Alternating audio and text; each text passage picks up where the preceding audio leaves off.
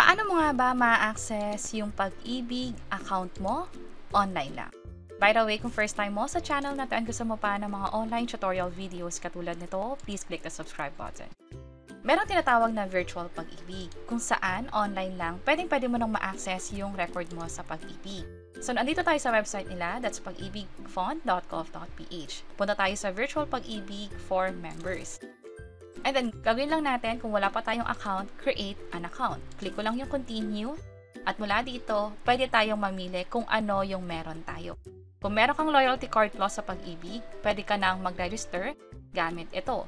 Kung wala naman yan, pwede rin naman alinman sa dalawa. Kung OFW, ito yung PDN, Account Creation for OFWs, para hindi na manghingi ng phone details.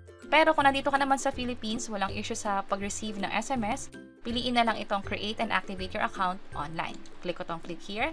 Ito yung mga requirements. Pag-ibig MID number, cellphone number mo, email address, and then, ito yung mga valid IDs na tatanggapin na siyang gagamitin mo for selfie. Click ko itong next, and then click natin itong proceed. At pwede na kang mag-sign up dito. Katulad ng sabi natin kanina, fill upan lang to, ilagay dito ang Pag-ibig number mo, complete name, and then date of birth at cellphone number mo. Kapag okay na, i-click lang tong proceed. Sa next step ay OTP na. Which is i-enter lang dito yung code na ma-receive sa phone, katulad nito. And then, hihingi naman ng email address. Katulad ng sabi natin kanina, kailangan i-provide yung email address mo, dapat active iyon, dapat na-open mo at nakaka-receive din ng email na ipapadala ng Pag-ibig. Also, mag-setup ka rin ng security question and answer para nga naman kapag na-lock yung account mo sa Pag-ibig, pag nasagutan mo ng tama yung security question, pwede mo ulit ma-reset yung password mo. Ito yung halimbawa ng mga security question, pipili ka lang ng 3 dito.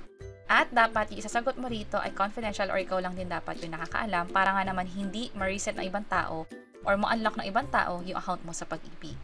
So, ito yung halimbawa nung sa akin. Kapag okay na, i-check din yung bandang taas yung email address, i-double check kung tama yung na-enter mong details. At mag-scroll down lang din sa bandang baba kung saan dadaan naman sa verification. Kailangan mong patunayan na account mo nga talaga ito. I-enter lang dito yung details about sa birthplace mo o kung saan ka pinanganak. Also, meron din ditong part na mother's maiden name o yung pangalan ng nanay natin nung dalaga pa. Ito yung halimbawa. Proceed tayo sa next step. This time, mag-upload na tayo ng valid ID. Again, ito yung valid ID na tinatanggap ng Pag-ibig. Pwedeng passport, driver's license, postal ID, barangay certification, at marami pang iba. After ng ID, selfie naman na hawak yung ID na ginamit natin or in-upload natin sa previous step. At kapag okay na, i-check lang tong I certify and click submit.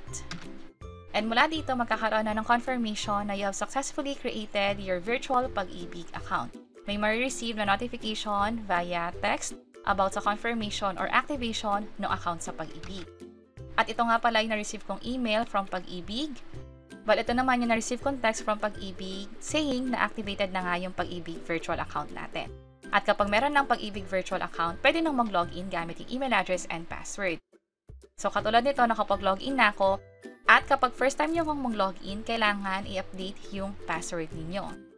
Matatandaan na pinakita ko kanina yung email na pinadala ng Pag-ibig. Doon kasi sa confirmation, makikita na rin or ma-access na rin yung temporary password natin, which is nandito sa bandang baba. At mula dito, i-enter na yung email address at temporary password para makapag-proceed sa pag-change ng password natin. This time, i-enter ko na yung new password. Twice siyang i-enter, kailangan sundin yung mga criteria sa bandang baba. Kailangan may small letter, may big letter, may 1 number, at dapat at least 8 characters yung password. At kapag meron ng Pag-ibig virtual account, pwede nang mag-login. I-try ulit natin siya. At ito yung maganda, kapag merong virtual Pag-ibig account, ma-access mo yung regular savings mo. Andito yung kabuuang naipon mo na, pwede mo ring ma-double check kung yung hinuhulog mo ba sa Pag-ibig o yung kinakalta sa sahod mo ay napupunta talaga sa Pag-ibig account mo. Katulad nito. Kung sakaling may delay ng more than 1 quarter, halimbawa 6 months or 1 year, i-double check nyo na, i-report nyo dun sa Pag-ibig or pwede kayong mag-inquire doon sa HR or pinagkatrabahuhan ninyo.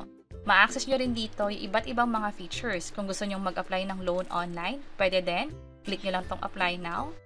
And then, makikita nyo rito kung magkano ba yung pwede nyong mahiram sa Pag-ibig. At piliin lang dito yung dahilan, yung loan term o gaano katagal, nyo gustong bayaran at saang account siya matatransfer, yung ilaloan nyo sa Pag-ibig. Also, bukod sa pag-loan sa Pag-ibig, pwede rin kayong magbayad online. Mapa-contribution man yan, halimbawa regular savings or sa loan. Meron din ditong MP2 savings, kung saan kung gusto nyong mag-ipon at mas kumita ng malaki yung iniipon ninyo, pwede rin naman ang MP2 savings. At pwede nyo nga siyang i-access kung meron kayong virtual Pag-ibig account. So, yun yung mga pwede nating makita sa virtual Pag-ibig account natin. Isa sa pinakamahalaga ay yung pag-double check ng contribution natin. Pwede rin mag-apply ng loan at magbayad online. And that's it. Sana nakatulong tong video na to. Kung pakiclick ang like button at para sa iba't ibang mga tutorial videos, pwede nyong i-check itong nasa baba. Sana makatulong and see you sa mga next videos. Bye-bye!